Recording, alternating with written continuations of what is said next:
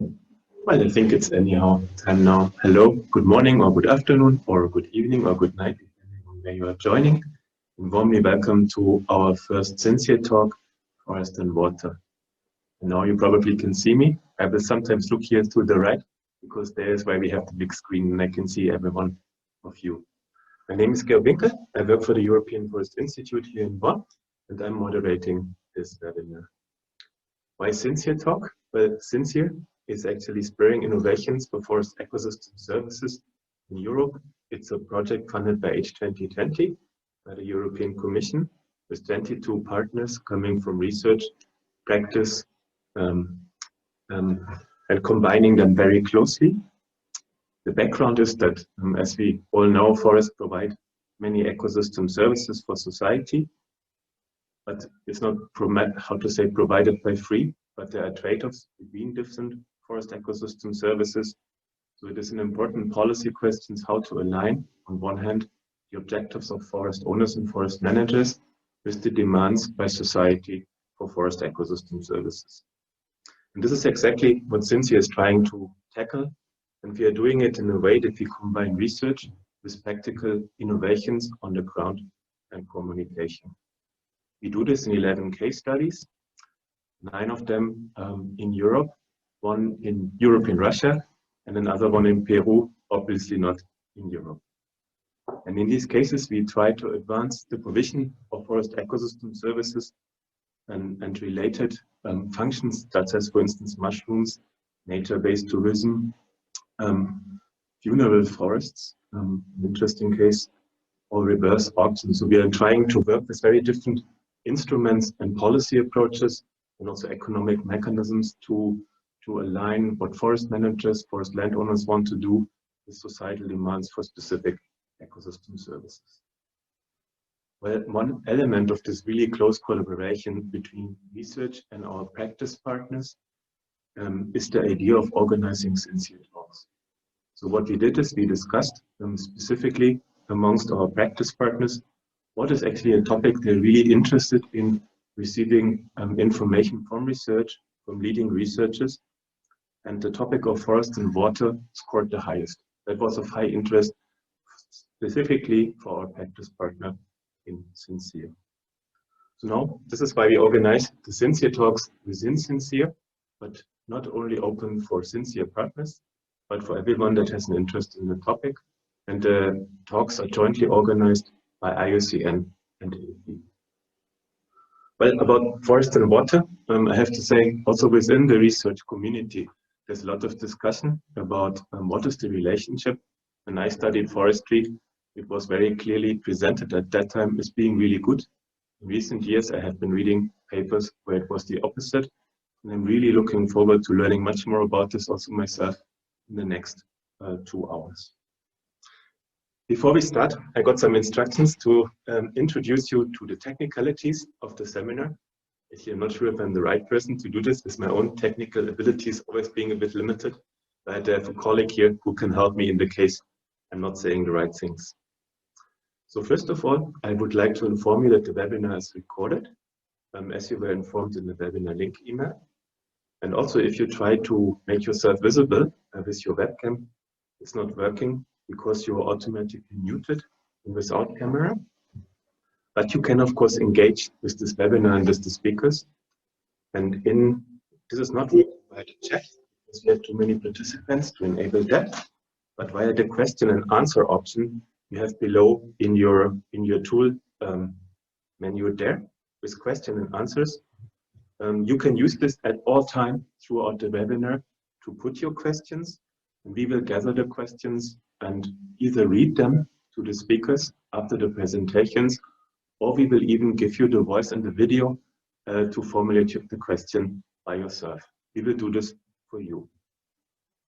What is important is that you write your name when you put a question in the questions and answer session. Unless that for special reasons you don't want this to be written, then you can of course also ask a question without. But if you write the name, this gives us the possibility to connect you live in the discussion section to formulate your question to the speakers.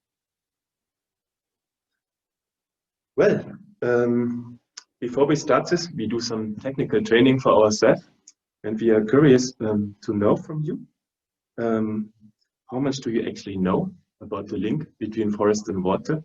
And we have prepared a small poll for that we now would like to kick off. Okay, we're kicking it off, obviously. So how much do you know about the link between forest and waters? And it goes from I don't know anything up to I'm an expert. So 30 seconds to make your selection, and we're really curious to see if we have an expert workshop here or if we talk to normal people.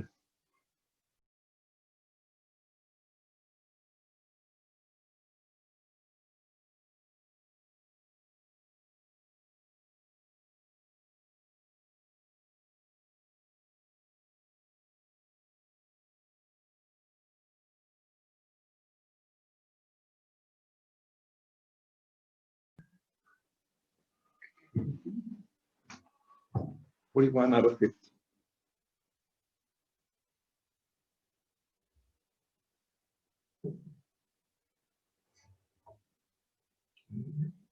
%82%. Oh, well, then let's wait. I heard from my colleague that we have 82% already voted. Last chance for you. And now let's see the results.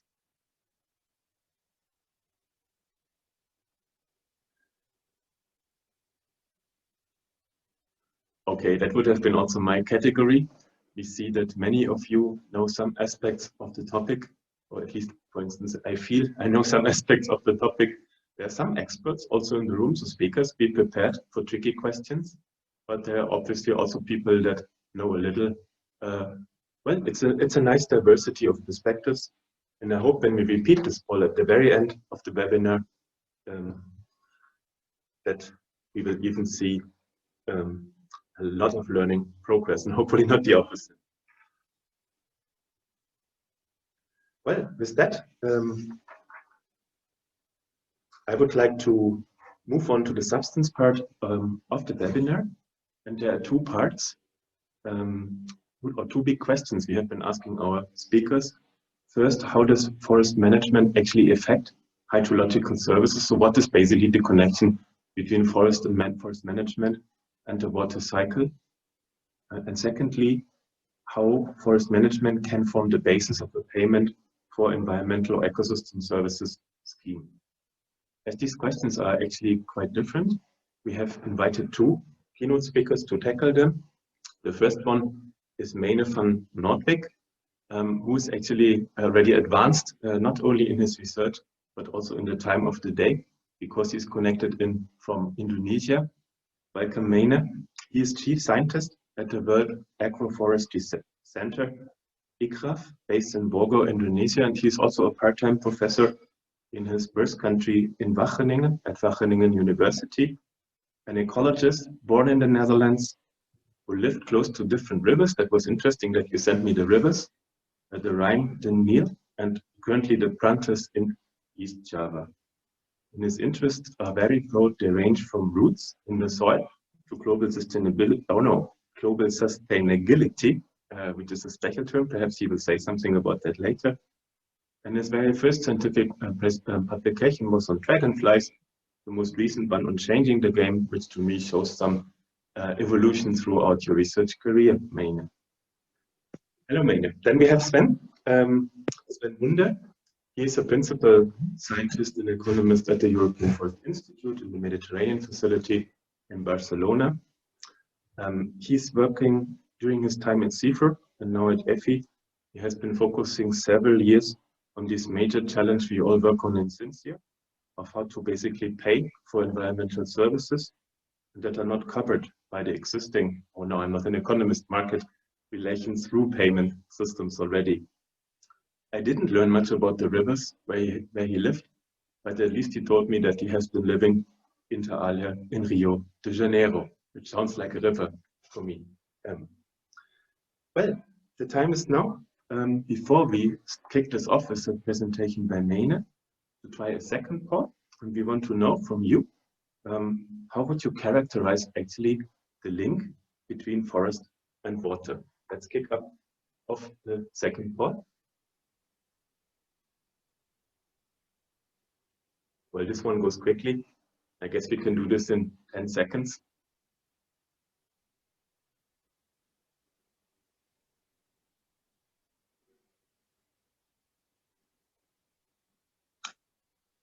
How many do we have? How many do we have?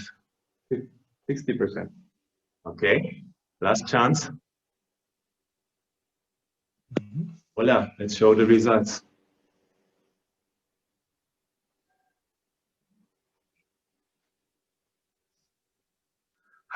This is a bit, yeah, the it depends option. So we have many well-educated people, but we have some with some also clearer view. Let's see where we end up with this. What our two speakers will tell us.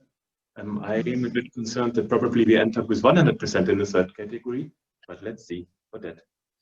Well, it's finally now time to hand over to Meine and to hear what your many years of research have been showing between Paradise Lost and the Green-Blue competition. Meine, the floor is yours. Thank you, George. And good morning, good afternoon, whoever. According to the poll, there are 4 people who call themselves experts. I think looking at the list, I would expect a few more people to have said that, but anyway, we'll see. Because the connection is not that certain here, I sent a pre-taped version of it, so if the organizers can start that, then I'll be happy to discuss live online with all of you afterwards. So please start the file. Thank you.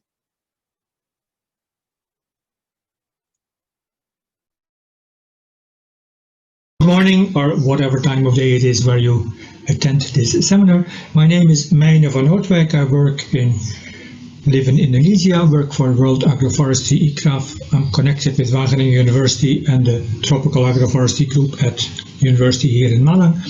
And I was asked to introduce topics of forest management, hydrological services, water quality to you. More specific expectations for this talk are that we talk about forest and bundles of watershed services, that we relate to site conditions, tree species management, external pressures, forest fires, roads and tourism, and how all this can be made predictable, how it can be open to monitoring. Quite a long list for 20 minutes. So I think we all have pieces of the puzzle. We know places where it is flooded, where it is too dry, where it is the water quality is no good or is very good, and it is our challenge to put these different pieces of the puzzle together, and we will try to do that in this talk. When we start with both forest and water quality, there seem to be simple concepts. At the same time, both of them are challenging if you go into more detail. What definitions apply? Are they gradual terms? Is it a bit more forest, a bit less forest, a bit more quality, a bit less quality? What are the metrics? At the same time, why are we interested in it? What issues, what interests, what values are at stake, and how does it all relate to?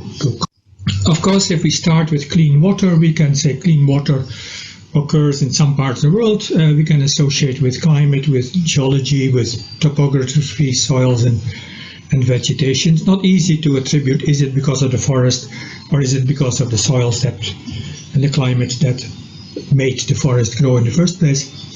At the same time, clean water depends on what happens in the streams and rivers in terms of aquatic biota and self-purification. And it depends on what people do in that landscape, how farmers make a living, how forest managers interact. And it is constrained by roles and rules that we have in the social context. So how can we unpack forest as a concept, as a social construct, from forest as a vegetation, from roles of trees that could play a role in landscape positions? The simplest framing, I think, is still the cascade model that we talk about. An ecological side of the system, a social side of the system. There is structure, there is function, and on the social side there are benefits and values and decisions. And we're interested in that concept of services at the interface of the ecological and the social in terms of functions that play positive roles from people's perspective. Now we can fill in some of the words that we had about the terrain and the forest. On the structure side, climate as a structure element, at the same time leading to function in terms of flow regimes. And then when it comes to the services, the social interpretation of what happens in flow regime, and then how that leads to decisions and management. So we'll be operating in this circle, and luckily these 4 questions I was asked to cover give a nice spread of things over the overall frame. So we will be following this framework for the rest of the talk. Some of it comes from a report that we had 2 years ago under IUFRO heading the Global Forest Expert Panel.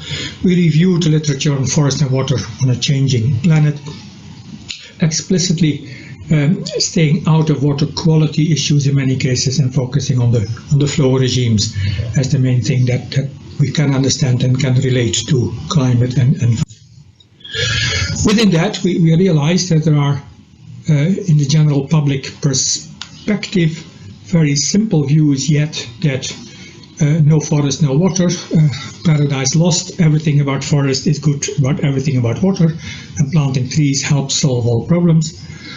On the other hand, a debate that started with eucalyptus and fast-growing trees using more water than other vegetation and leading to the current dominant paradigm in the hydrology side of the blue versus green water trade-off.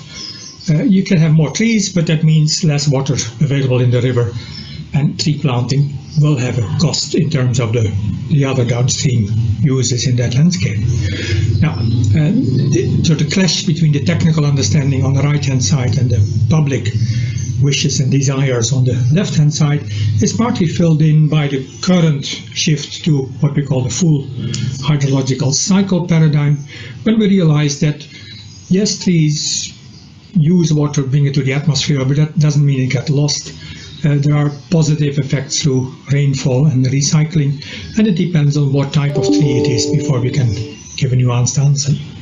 So, yes, as scientists, we're now in that middle part, but we deal with, on one hand, technical people who will dominantly focus on the blue-green water competition, and societies that still expect wonders from whatever tree planting they may figure, and we need to provide a balanced perspective. Well, a very simple perspective on forest water quality would be a yes-no on both, so 2 by 2 cells. Yes, we can find places where there is no forest and water quality is problematic. Yes, we can find places where good forest is linked with good water, but we can also find places where there is no problem with water and yet there is no forest. And maybe we can also find places where there is forest and yet there are problems with water quality. Northwest Vietnam, open field agriculture, lots of erosion, lots of challenges on water quality. Clearly lack of forest and lack of trees is here. But Flores, no forest, yeah, there's some banana trees, and yet no problem with water whatsoever.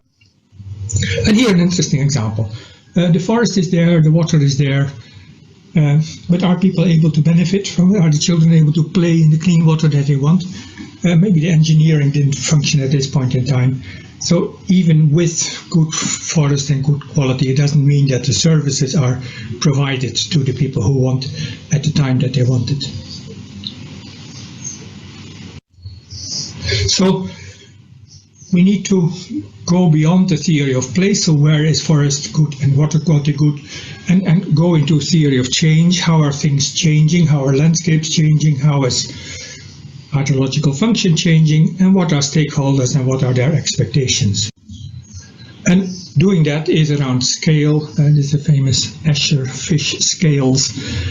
But we have similar things in our landscape, and we don't think of forest and non-forest, but at least 4 categories. There's urban areas, there's open field agriculture, there's half-open agroforestry, and there's natural forest. But we see in a lot of these functions that it is the scale of the mosaic, the grain size that matters for many of these lateral flows and the overland flow and groundwater and water quality. And what we've seen over the last century is a coarsening of the mosaic, larger patches of pure agriculture, pure urban, pure forest, and less of a mosaic. And maybe many of the issues we have are in this mosaic question rather than in the large blocks of forest alone. It is the services are provided to where people are, and we need to go beyond the dichotomy. We need to get a richer perspective of what goes on. So within that, this question of theory of change around forest is, do we want more trees? Do we want less trees? Do we want different trees? Do we want different controls, different ways of managing trees? And then we go from understanding change as it currently happens towards what we see as desirable change. In doing that, we can build up the picture from a number of different subsystems.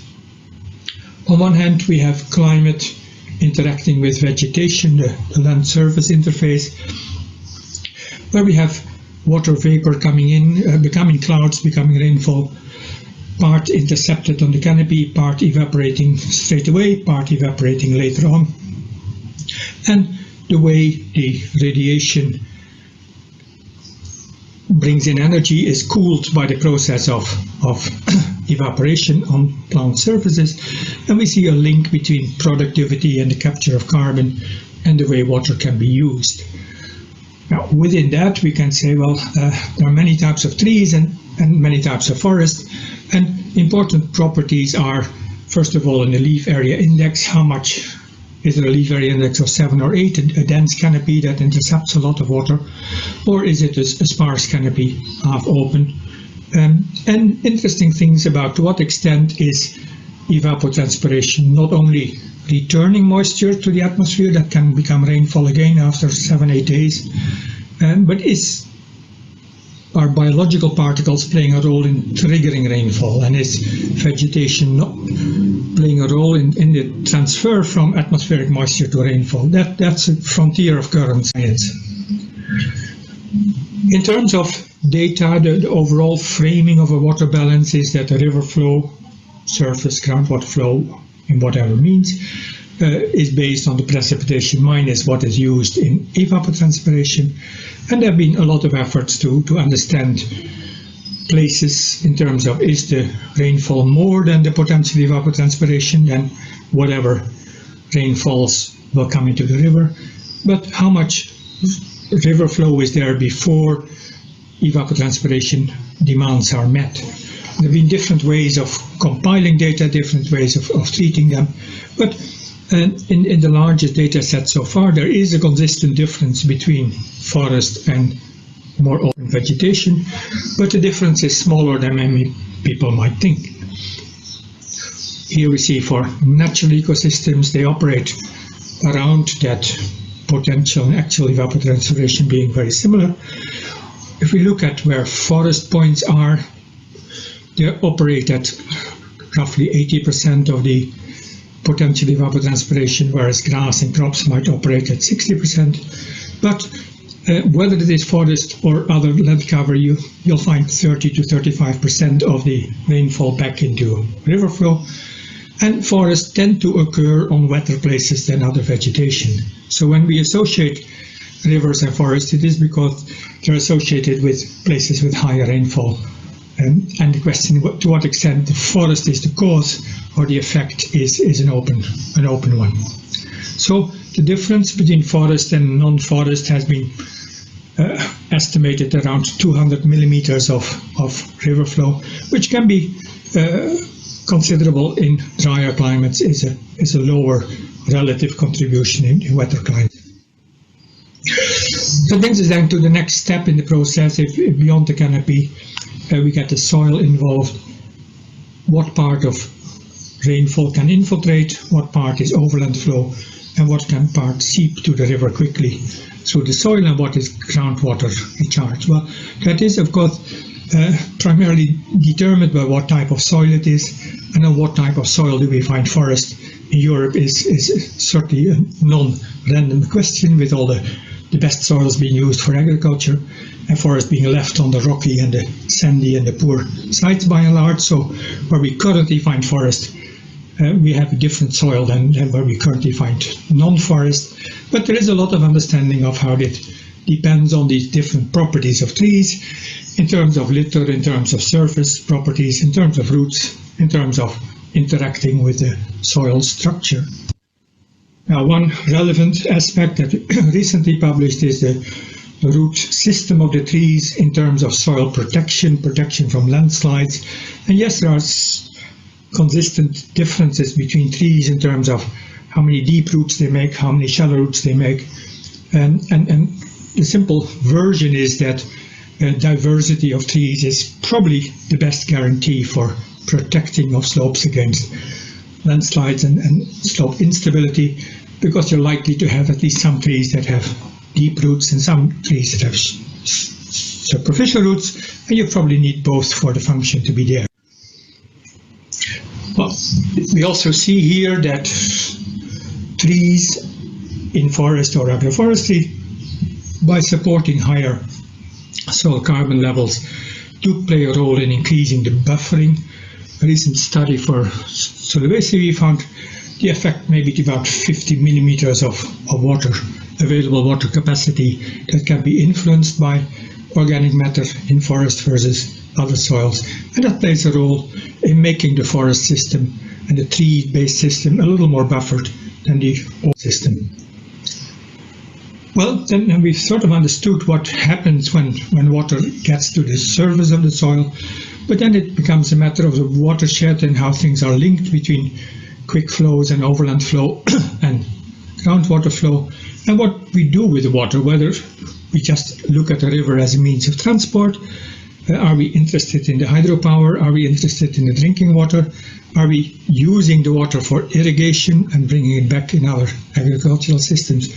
A lot there depends on scale, and a lot depends on how the overall water is managed, and water quality is often determined by issues of roads and landslides rather than by infill. That brings us to the point of if you are a local observer, you are somewhere along a river, what is it that you can see and do, and what is it that from there you can infer about what happens upstream. And of course you can go to the river every day and mark the level of the river and look at the rise and fall over time. You can look at the flow rate, the debris transport, the color, the smell, and a lot of stuff on biological water quality indicators. But the simplest part, and that we talked with many local stakeholders, is this concept of buffering, predictability. Are rivers about the same every day, or are they responding quickly when it rains, and are they falling dry if it hasn't rained the day before? What we derived from this local knowledge part on buffering is a simple index that we call the flow persistence index, that in a single metric captures the behavior of a stream in response to rainfall. If that flow persistence is 1, then the river will be exactly the same every day, whatever happens in terms of rainfall upstream.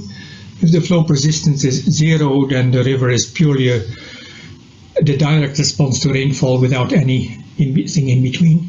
And we find that values around 70.7, 0.8 reflect pretty well buffered systems, and when you go to values of 0.5 or 0.6, it starts to become pretty problematic. So there is a possibility of having a metric that can be used to both record what happens, link to important parts of behavior, and that's something that could be used in managing water flow regimes in more complex systems. So we're now at the point of then unpacking that concept of watershed services in so far 9 different aspects, from water yield to buffering to infiltration to water quality and others. And there are different parts of the water balance, and we can try to see some trade-offs between some function is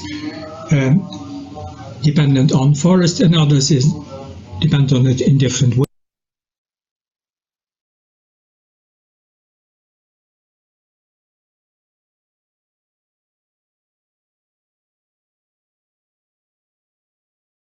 And specific issues within the broader landscape from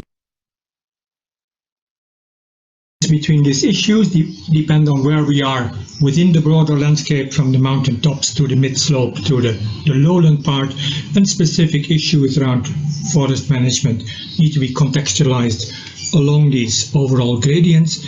At the same time, what is natural forest, what is plantation, what is the role for here and there. We need to bring that nuance into what function is needed, where, and how can it be delivered. So that brings us back to the overall puzzle, where we have symptoms, floods, droughts, fire, issues that are related with forest water by and large, but we need to go from there to the branches of the tree. What is the stem of the tree, what is, and so far loss of hydroecological buffer seems to emerge as an overall paradigm that relates to many of these issues, and that goes back to land use, land misuse is a source of conflict and need to be understood in terms of the roles, the rules and the drivers and what can be about it. So then we link the drivers, pressure, system state, impact, responses, the DIPSIR flow scheme to a feedback loop about if the system state, the state of condition of the forest in the landscape together with the climate leads to impacts on hydrology that we don't want, what responses are possible? Well, responses consist of an A, B, C, D, E, 5 steps. It needs to get on the agenda. We need enough understanding of what's going on. We need commitment coalitions to deal with it. We need devolved implementation, and we need evaluation and monitoring. And in all that, this understanding of how forest water issues relate to structure and function is important to move along and not get stuck in too simple paradigms like all forests are good. A program that we currently have at Wageningen University involving 15 PhD students in different parts of the world is looking at how serious games, how representations of the social ecological system, the spatial and the social, can be used to move knowledge forward from the basic understanding towards how would stakeholders interact with it and what type of decisions can emerge. And we think that's a promising way forward in this whole issue of the puzzle and the symptoms and the rest part. So overall, I think that our cascade model, forest has many different meanings and transitions in terms of density, in terms of properties, in terms of function. It interacts with climate and soil in generating flow patterns, which can be summarized as in the buffering part, avoiding both the too much and the too little, and which then feed into an overall social pentagon of rights and rules and benefits and markets and concerns, and centered around identity. I think the main challenge then is how does it actually then change land use systems, and what are the mechanisms to flow back to incentives and rules and motivation to land users. And that's, I think, where the challenge is. So in summary, we talked about forest and water quality as a theory of place, as a theory of change, and what changes if one changes, or how does the other change in terms of stakeholders. And I think we're ready now to move into this theory of induced change in how can things be managed, how can the pattern of change itself be changed in societal systems. And that's the topic of the next lecture. Thank you.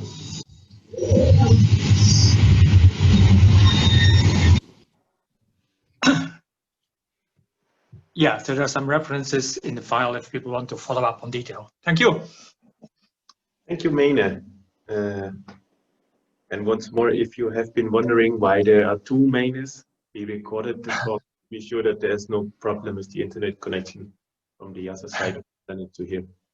Well, Meine, thank you very much. I have to admit, it seems everything was very clear, because at least I cannot see any question at the moment on my screen. So what I would do now is really to invite all of you to put the questions you have to Meine now in the questions and answer session. Just to repeat, it would be great if you could put the questions there, give your name, and if you put a very long question, we will likely give you the floor, and then you can be live connected to ask the question to Meine. But you can also let us know if you don't want to be connected. So just put everything in that you would like to know. I would especially ask our practice partners in Sincere to use the opportunity to ask the questions against the background of the very concrete forest landscapes they are working on and the concrete questions and challenges they have. Well, as I'm looking forward to having this box filled with many interesting questions, I would like to use the time to put perhaps one question to you, Meine, coming from our Innovation Action Partners.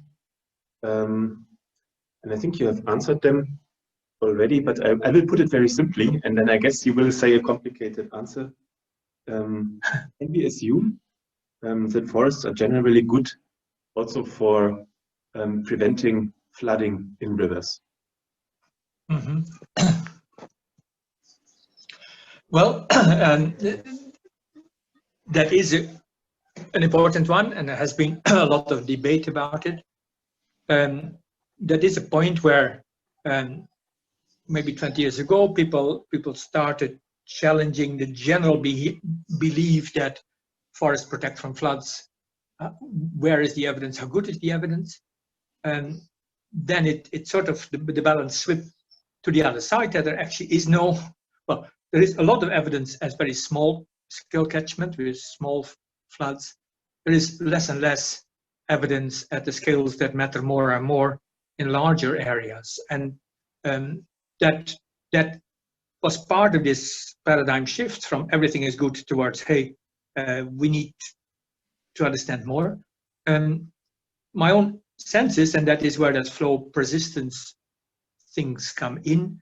Yes, there are effects that from the small scale would translate to larger scales as well. But in the end, floods, it is a question of probability, it's a question of risk. It is the immediate cause is always some extreme rainfall. And the buffer capacity has limits. So if you have 3 days of heavy rains, then wherever you are, you would get floods. It is in the medium level that buffers can play a role.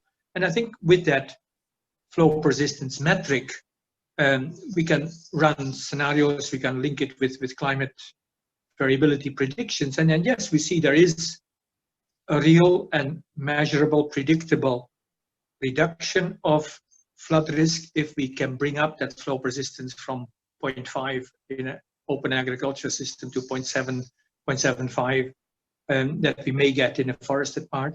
But it is a nuanced thing, and we need, it's not either we protect against all floods or there's nothing at all.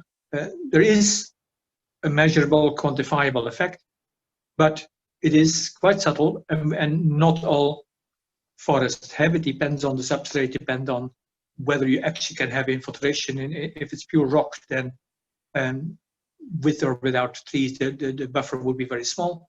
So it is location specific, but I think that metric that we proposed would be a good way of summarizing that and making it location specific. Let me stop here. Thank you, Meine. I have one more. And then I also learned there is another option, as it seems not many of you are now into writing this morning, that you can also raise your hand via the system. Jose, can you shortly instruct how to do this, that people know it for sure? So I guess most people know. Okay, Jose tells me everyone knows. I hope it's true. But I have a second question for you, very vice versa, the first one, Meine. Can we, well, the question is, we have case studies where there are concrete forest owners in sincere project that own forest, and there is a willingness by others, for instance, agricultural players, to consider supporting them for the opposite, not for preventing floods, but for forests to enable a more, how to say, a moderate flow of water, also during drought periods, into agriculture. Basically, the question is it possible to invite a scientist to look at their place and give an estimate, a pre-estimate to measure the impact, so to make it sort of robust for instance, a payment system? So do you think it's possible to model this, or to make an assessment to really confirm what is the impact, or do you think this is not possible? I'm not sure if the question was clearly formulated. Well, of course, it depends on what type of data is there. Of course, these days with remote sensing, climate data, rainfall, evapotranspiration, the basic elements of a water balance can be assessed even without going to the place and getting a sense of what is going on. I think in terms of the the dry period flow, the main concept is now the one of optimal tree density. Trees have, on one hand, there's this interception in the canopy and the water use. At the other level, there is the protection of the soil and the positive part. For the parklands of the Sahel, for example, the quite low tree density that there is there seems to be optimal in terms of having more trees would reduce the amount of water, groundwater recharge. Having less trees would mean its overland flow and get lost as well. There's the concept at the moment in terms of climate change adaptation in the Northeast US, for example, that many of the stands are they were managed for maximizing wood production, and reducing stand density would actually be a good thing. A recent paper suggested that even shifting to silvopastoral systems, opening up, having grazing opportunities and less trees, but trees that there are might actually grow faster, that there would be ways to actually increase the amount of downstream flow, especially in dry periods as well. So yes, it is possible to assess that. It is possible but think about what would be optimal tree density from the various perspectives. And if you're not after maximizing wood production, but maximizing total functions, then yeah, a semi-open forest, a mixed vegetation that doesn't grow too fast is probably the one where we get the maximum groundwater recharge and the maximum benefits to continuous flow of the rivers. Thank you. Meine? I think with these things, I think and any local manager could probably get useful ideas as well. But yeah, you could get somebody trained in these things to the place and have a useful discussion about what are the opportunities. I just think about the different processes of what happens when it rains, what happens with the soil, and see what can be done in the local context. Thank you. Now the chat is getting active, and I would like to connect directly to Catalonia, to Teresa Baites.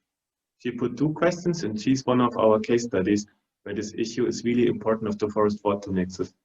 Teresa, we will try to make you live now. Let's see how it works. And then you can put your questions and directly engage with Meine. Teresa, you should be able to turn on your microphone and turn on your video now.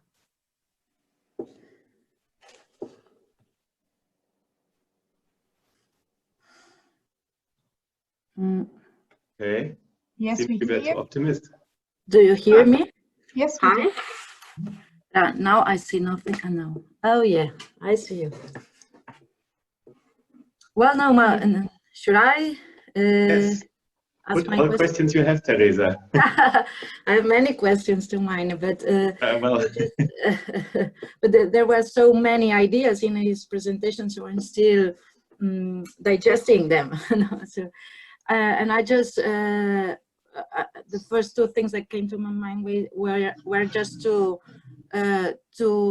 see whether I understood correctly about this buffer concept he was explaining. That I liked when he said it's good to avoid too much trees and not too much and not too many, or something like that. He said, but if we could go in more, if you could go in more detail on this buffer idea, because I missed something for sure. And also you mentioned that the between forest and no forest, you found, or somebody found 200 millimeters in difference in water flow. I'm not sure whether this is true. Just these 2 first things. Thank you. 2 points. Yeah. Well, okay. Let me try the second round on that. So the basic part of that flow persistence or buffer indicator that we defined is that the only thing you need is to be an observer on the side of the river. So the only data you need is a daily pattern of highs and lows of what the river is doing. Mathematically, we look then at the sort of correlation over time and look at what if the flow is 100 today, would it be at least 80 tomorrow, even if there would be no rain, or would and the next day it could be 64, it could be whatever. But the basic idea is you can derive that simply from a time series of river flow data on one hand. On the other hand, we can understand what happens there in terms of what pathways do water follow. If everything becomes overland flow, then all the rain will be in the river within one day, and we would see the river behaving very wildly. If all the water infiltrates into the soil, and it will seep out gradually, and we will have this high flow persistence. So a high indicator goes back to, hey, the pathway must have been through using the buffered soil, etc. So I think the main point is it is a very simple metric that matches local perceptions on what people say about the river being predictable or not. At the same time, it goes back to the process of infiltration, the process of not quickly getting to the river, but having a buffered perspective, etc. So in that sense, I think it is a quite good candidate to communicate with people what happens with rivers. It is a simple way to have a quality of what a watershed does, and that is based on the process and not based on tree cover or something like that. And we can try to understand what is behind that in terms of the part. Now, the 200 millimeters I mentioned, that is sort of at the level of the annual water yield. So if the rain is 1200 millimeters, and would the river be 300 or 400 or 500? And the 200 has been sort of on average between fast-growing trees and grass or short vegetation. You'll find the difference is of that order. It can be 300, it can be 100, but it gives you an order of magnitude. And generally, yeah, the fast-growing tree plantation would reduce it by 200-300 millimeters compared to an open vegetation. It gives an order of magnitude, but of course it depends on what specific forest we have and what non-forest you're comparing it with. Thank you.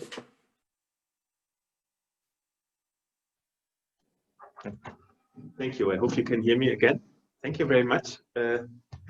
Teresa, I have now several more questions I would like to read too, and then we would like to give the floor to, after reading the two and answers that he's already prepared, to, where is it now? Pablo Sabin. Let me first read the two questions. The first question is basically an interesting one, I think, Meine. Forests also intercept pollutants. Is this something that can extend positive impact? And while you are thinking about the answer, the second one is a killer question, I think. So what level, and this has been asked, the last question by G.L. Pfund, who sends also best regards to you. You might know who it is. And then I have an interesting question by Tom Niesbet asking, what level of confidence do you actually have in hydrological and hydrochemical models in view of the many complexities you have been showing that there, and also the difficulties in representing forest design and management factors. So basically, can we trust the models is the second question. Okay, let's kick off with the pollutants, and then can we trust models? Well, that's indeed a lot of questions now. Let me pick and choose a few points.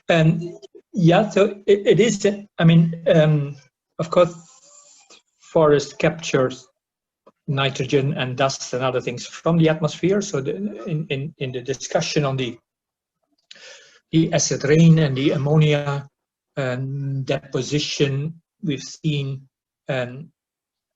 aspects that yes, maybe what without trees the pollutant would move a bit further upwind and would hit the neighbors rather than you. With the trees being there, you screen that out of the atmosphere right there. So is that positive, negative? That depends on the scale and how you evaluate it. And so I would think, yeah, this idea about of course we've seen it in some of the Chernobyl and the radioactive part as well. The deposition over forests can be higher than without forest, but then the question is is that a filter function? Are we protecting the downwind areas from that pollutant, or are we getting more on that place itself? So, yeah, I think that whether or not, I mean, the effect probably exists. Whether or not it is positive depends on, or negative depends on the perspective and where you are. So, just keep it in mind as an aspect that is there. In terms of the models, that is, I've got people, yeah, hydrologists have been working on models for 30, 50 years. And when they were challenged about how much can we say about a place where we don't have measurements and we just have the model, how good is it? And I think overall, people have been disappointed that it isn't as good as it is. But I think we've been looking at the wrong parameter. The dominant part in any hydrology model is that you're looking at climate data. And basically, whether even if you have a couple of other weather stations, you really don't know how much rain there has been over the past 24 hours over a whole area. Yes, you have a few point measurements, but you can be wrong by 30–40% easily in the total rainfall input that your model runs. And then, yeah, the outcome is pretty rough because of that. So that's what interested me in going to this flow persistence simpler models that actually look at the starting point is the river flow today will be something similar to what it was yesterday. And we want to see how similar would it be, and that is that flow persistence. And what is the new element coming in, and that is a stochastic variable depending on things that we don't know. We don't know whether it rained or not elsewhere. So I think that's a simple class of models that try to get a simple single characteristic, not trying to predict the exact flow at any hour of the day at any point in the future, because you can't do that because you don't know the rainfall in the first place. And we need to focus on which aspects of forest or landscapes with forest and trees, which ones actually are controlled by the properties outside of rainfall, and can we capture those? So I think the low score for many models for unmeasured situation is largely based on asking something from the model that isn't really realistic in the first place. Yeah. But yes, we always start our things with don't believe the models you will see unless your data agree. And don't believe your data again unless your models explain. However, suspicion will be on you if agreement is too good to be true. And a lot of the calibrated models, the agreement is too good to be true. We've taken too much fitting the models to specifics on that. And when we take that model somewhere else, it isn't. Okay. Just let me stop there. What else? That was that. I would like to give Pablo now the floor for a very short question, and then let's see if you have time for another one. There are now many interesting questions. As to be expected, people are waking up. Pablo, quick question and perhaps short answer. Hello, I'm Pablo Sarim from CESEFOR from Spain. And first of all, thank you very much, CFI, for organizing this event, and thank you very much, Meine, because of your very inspiring presentation. And my question goes to a very practical issue that we face at least in Spain, and it's what do you think about the effect of the forest debris, especially branches and other things, in blocking infrastructure or bridges and causing flooding? Because at least in Spain or in Mediterranean very extreme events, we saw that effect, and the policy or the government responsible of the management of the basin, they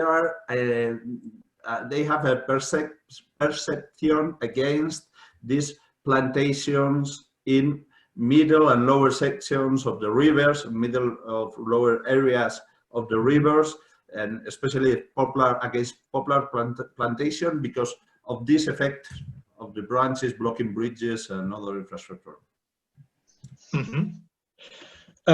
Well, thanks. I mean, I think it is an important point. Yeah, and clearly, yeah, let's say the riparian zone, what happens directly around the stream is of course probably the most important tree cover within the whole landscape in a number of ways.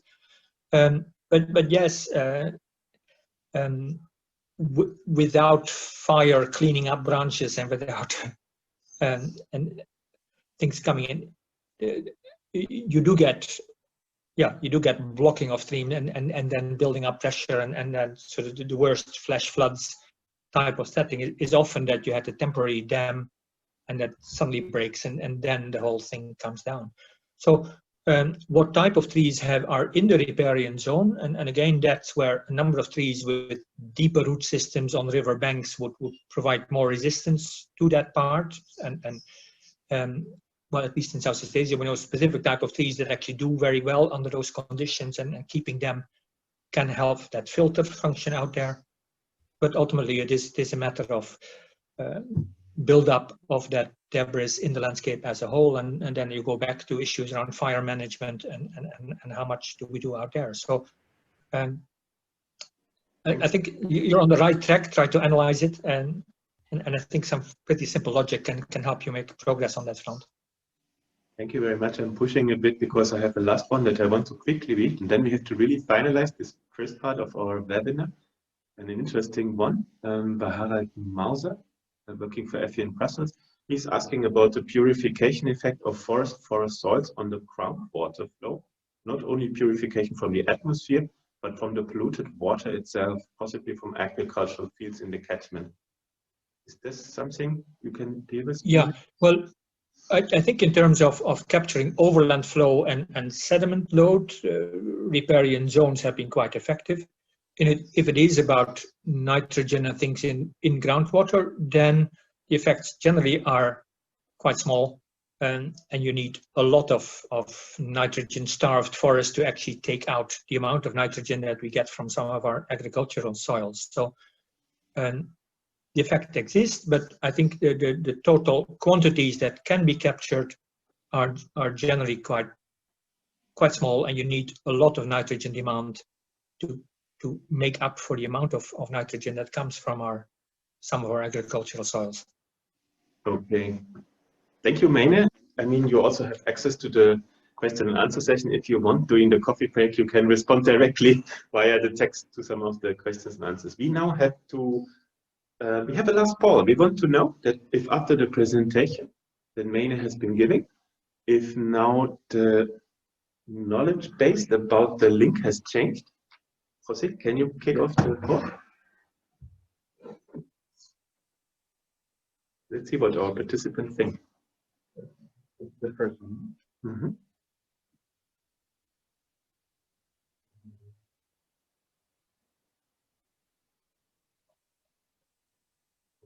Okay, 3 more seconds. So can we compare the findings of this one with the first one? So let's do it.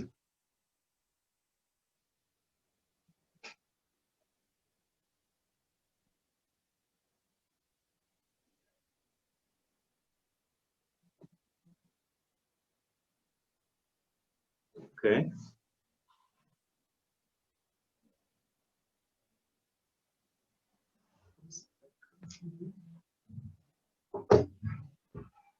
Well, let's suggest as this. Now we have the. Is this the comparison? Jose? This is the first one. Let me suggest the following. Let's have a short break. We have about 8 minutes to break. That's enough to run to the restroom to get a coffee, and then please be back at 11:05.